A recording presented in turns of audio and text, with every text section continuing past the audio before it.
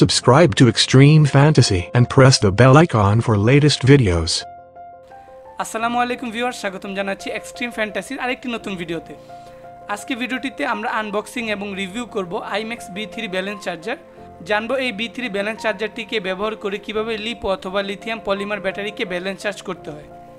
Lipo battery সাধারণত robotics এবং RC হবিতে সবচেয়ে বেশি ব্যবহৃত হয়ে থাকে, কিন্তু এই ব্যাটারিগুলোকে অনেকে কিন্তু সঠিক নিয়মে অথবা সঠিক চার্জার দিয়ে চার্জ দেন না, যার ফলে এই ব্যাটারিগুলো খুব দ্রুতই নষ্ট হয়ে যায়। তো আজকে ভিডিওটিতে আমরা দেখব কিভাবে এই লিথিয়াম পলিমার ব্যাটারিগুলোকে সঠিক নিয়মে চার্জ দিতে হয়। তো চলুন কথা না বাড়িয়ে ভিডিওটি শুরু করি।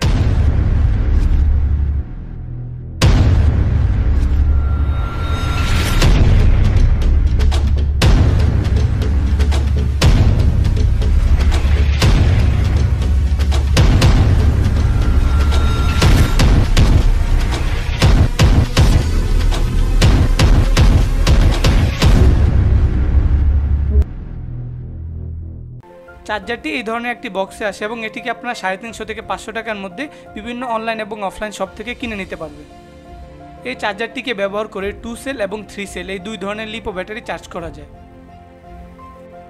বক্সটি খুললে প্রথমে আমরা চার্জারটিকে এই ধরনের একটি পলিব্যাগে রাখবো। আমরা চার্জারটিকে একটু সাইডে রেখে দিচ্ছি এবং দেখছি বক্সের মধ্যে আর কী রয়েছে। এখানে এই ধরনের একটি কেবল দেওয়া রয়েছে আমাদের চার্জারটিকে বিদ্যুতের সঙ্গে সংযোগ করার জন্য, এবং বক্সের নিচে একটি ইনস্ট্রাকশন ম্যানুয়াল বুক দেওয়া রয়েছে। এই বুকটিকে পড়ে কিন্তু আপনারা খুব সহজেই চার্জারটিকে ব্যবহার করতে পারবেন এবং চার্জারের বিভিন্ন ফাংশন সম্পর্কে জানতে পারবেন।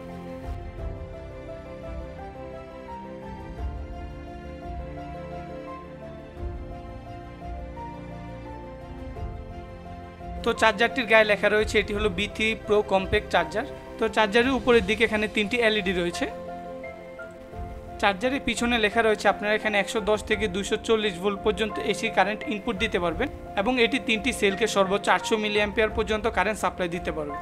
তাছাড়া এখানে লেখা রয়েছে এটি যখন স্ট্যান্ড বাই অবস্থায় থাকবে তখন এর LED রং থাকবে গ্রিন এবং চার্জিংয়ের সময় থাকবে রেড, এবং ফুল চার্জ হয়ে গেলে এটি আবার গ্রিন হয়ে যাবে।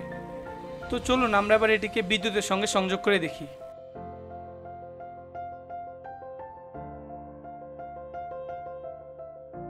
আপনারা দেখতে পাচ্ছেন বিদ্যুতের সঙ্গে লাগানোর সঙ্গে সঙ্গে কিন্তু আমাদের LED তিনটির রং গ্রিন হয়ে গিয়েছে, যা আমাদের এই চার্জারের পিছনে লেখা ছিল।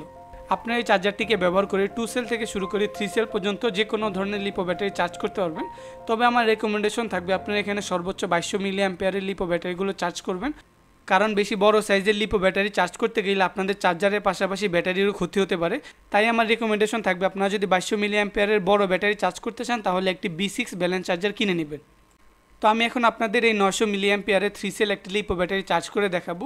তো চার্জারের এইদিকে কিন্তু আপনারা দুইটি পোর্ট দেখতে পাচ্ছেন। বাম পাশের যে পোর্ট রয়েছে সেটি হলো 2 সেল ব্যাটারির জন্য এবং ডান পাশের পোর্টটি হলো 3 সেল ব্যাটারির জন্য। তো আমরা এখন কি করব, এই 3 সেল ব্যাটারির যে ব্যালেন্স জ্যাকটি রয়েছে সেটিকে এই 3 সেল পোর্টের সঙ্গে কানেক্ট করে দিব।